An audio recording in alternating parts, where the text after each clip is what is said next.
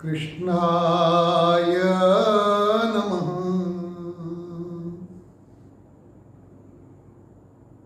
कल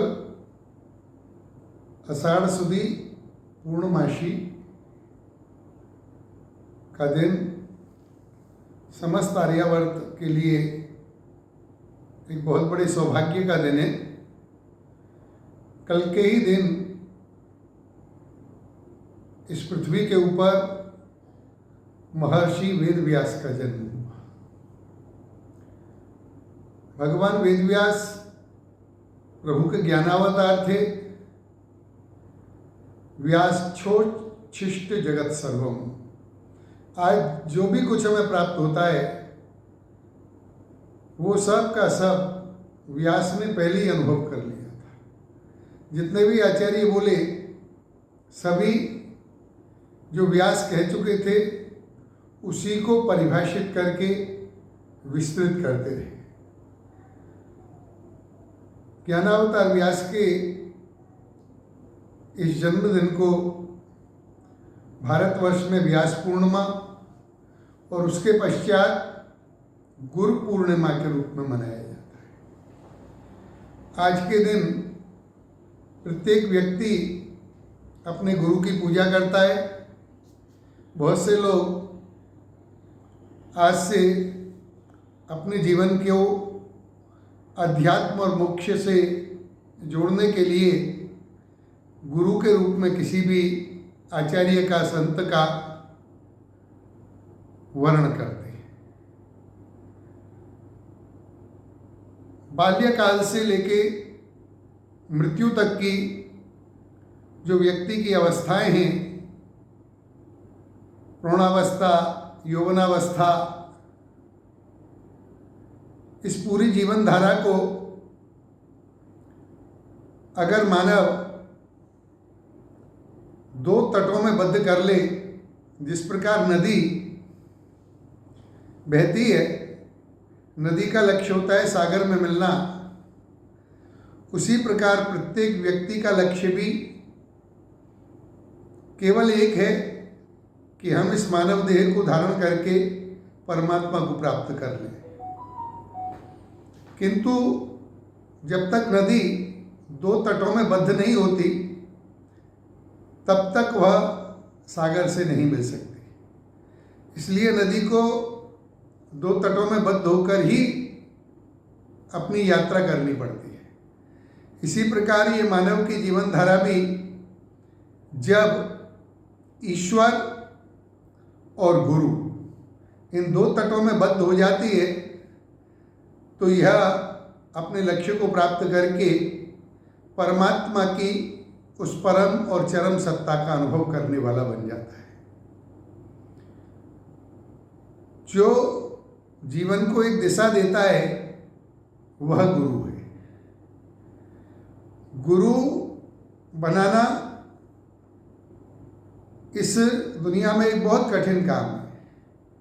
इसीलिए हमारे ब्रज में एक कहावत है, गुरु कीजिए जान और पानी पीजिए छान। कोई टोना टोटका बताने वाला, ग्रहों आदि की स्थिति बताने वाला, ऐसा कोई व्यक्ति गुरु नहीं हो सकता। गुरु केवल वो है जो हमें परमात्मा की प्राप्ति कराए और परमात्मा का अनुभव कराए। इसलिए ऐसे सद्गुरु की खोज करके अपने जीवन को उसका समर्पण करके हमें ईश्वर तक पहुंचना होता है। गुरु की जो स्थिति है वो मूलतः कंडीशनल है। जो हम लोग दुआओं में भी सुनते हैं, बलिहारी गुरु आपने गोविंद दियो मिला। यानी कौन सा गुरु, किस गुरु की बलिहारी है? उस गुरु के प्रति हम समर्पित हैं जिसने गोविंद को मिला दिया। और गोविंद को वही मिला सकता है जो स्वयं गोविंद का अनुभव कर लेता है। वेद में एक सूत्र आता है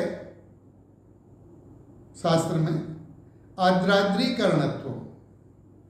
आर्द्राद्रीकरणत्व का अर्थ होता है कि जो भीगा है ना वो ही भिगो सकता है। वर्तमान में भी इस बात को ध्यान से अगर देखें, गीले कपड़े के ऊपर अगर कोई सूखा कपड़ा डालो तो हमें कुछ करना नहीं पड़ता, वह स्वयं ही भीग जाता है। तो जो आर्द्र है, जो स्वयं भीगा हुआ है, जो स्वयं ब्रह्मरस को जानता है, वही तुम्हें ब्रह्मरस का अनुभव करा सकता है। सूखा नहीं करा सकता, सूखा किसी को भिगो नहीं सकता। इसलिए सद्गुरु का चयन करना, जिस मानव को सद्गुरु की प्राप्ति हो जाती है उसे निश्चित रूप से गोविंद की प्राप्ति हो जाती है। गुरु के विषय में श्री महाप्रभु जी, श्री वल्लभाचार्य जी आज्ञा करते हैं, कृष्ण सेवा परम वीक्षम दम्बादि रहतम नरा श्री भागवत तत्वज्ञ भजे जिज्ञासु मादरा। जो भगवान श्री कृष्ण की सेवा में ही रत हो, प्रभु की सेवा के संपूर्ण प्रकार को जानता हो, प्रभु के सुख के ही लिए जिसका जीवन समर्पित हो, दंभादि से रहित हो और श्रीमद् भागवत के तत्वों को जानने वाला, यानी ये 3 कंडीशन वहां लागू होती है। इस प्रकार का गुरु केवल संसार की बात करने वाला नहीं, तो इस प्रकार का जो गुरु मिले तो भजे जिज्ञासु मादरात। जो जिज्ञासु है, जो व्यक्ति अपनी जीवन यात्रा को परमात्मा के समीप ले जाना चाहता है, परमात्मा से जुड़ना चाहता है, वो जिज्ञासु पुरुष इस प्रकार के गुरु को सादर भजे और उसकी आज्ञाओं का परिपालन करे। तो इस प्रकार का ये गुरु पूर्णिमा का पर्व भगवत कृपा से प्रतिवर्ष हम मनाते हैं। हम अपने गुरु के प्रति समर्पित करें और गुरु के बताए हुए, सद्गुरु के बताए हुए मार्ग का अनुसरण करके भगवत प्राप्ति करें। गुरु भक्ति का एक उदाहरण 84 वैष्णवों की वार्ता में हमें प्राप्त होता है। एक बार श्री महाप्रभु वल्लभाचार्य जी छोकर के वृक्ष के नीचे अपने शिष्य दामोदर दास हरसाणी की गोद में माथा रख के पढ़ रहे थे। आप निद्रा में थे। उसी समय श्री श्रीनाथ जी बाबा आचार्य चरण से मिलने को पधारे। छम छम करते हुए बोर मुकुटधारी पीताम्बरधारी प्रभु पधार रहे हैं। दामोदर दास ने देखा और दामोदर दास ने हाथ जोड़ के श्रीनाथ जी बाबा को विनती की कि प्रभु आप चंचल हो, आपके नूपुर बज रहे हैं और आप आओगे तो मेरे गुरु की नींद खुल जाएगी, इसलिए आप मेरे गुरु पढ़ रहे हैं, आप वहीं पे खड़े हो जाओ। और ये सुन के श्रीनाथ जी बाबा वहीं खड़े हो गए। श्री आचार्य चरण की आँख खुल गई। उसी समय एक सिद्धांत प्रकट करना था आपको, इसलिए यह सब घटना हुई। आचार्य चरण ने देखा श्रीनाथ जी बाबा खड़े हैं, उठ के दंडवत प्रणाम किया, चरण स्पर्श किए और बोले बाबा आप खड़े क्यों हो गए, पधारो विराजो। तब श्रीनाथ जी बाबा ने कहा कि तुम्हारे शिष्य दामोदर दास हरसाणी ने मुझको रोक दिया आने से। तब आचार्य चरण दामोदर दास के ऊपर खींची, तूने श्रीनाथ जी बाबा को रोक दिया, तेरा ऐसा साहस। तब दामोदर दास तो कुछ नहीं बोले, किंतु श्रीनाथ जी बाबा ने कहा कि या को यही धर्म है, क्योंकि दान बढ़ो कि दाता बढ़ो।